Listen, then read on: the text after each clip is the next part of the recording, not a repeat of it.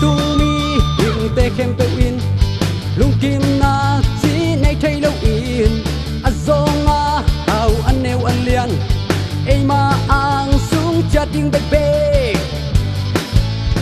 khát lê khát kỳ thu sim lâu in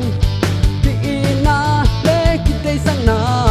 kỳ sa ta na tê nay lâu in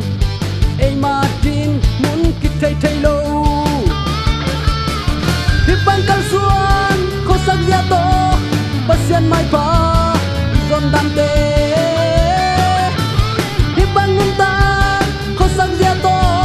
pasian mai pa imuzen ta mo na pumpi na ima bangin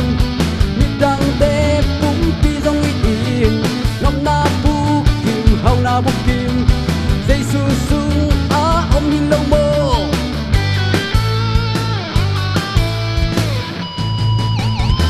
pa khat beu na bol siang in mi te mai a kisial man la nang le nang beu chi phat khopin mi ten bang hong chi mu thailo a hau te in la azong te simo neu et pam pai bo in a hau le hau tu mai et in kisiala sia te to kitia Hibang kal suan ko sak ya to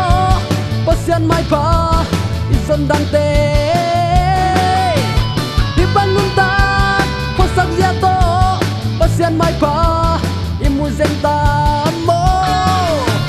na pumpi na ima bangin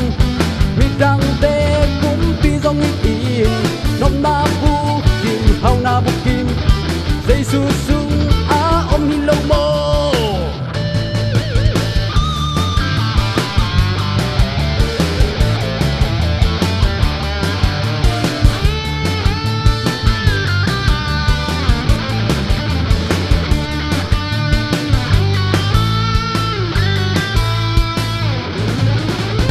na khut na khe in bang se ma na lung sim tong in bang ngai sun ka hoi ka pha na ga hiam le mi te a ting a khum hiam le mi hing te in thu pha nam kim i te ten le in lung bu pen mi kim tung a hong tung hi le ko le ki lum lên bang đi hi ban kal suan ko sak ya to pasian mai pa izon dan te hi ban nun ta ko sak ya to pasian mai pa imuzen ta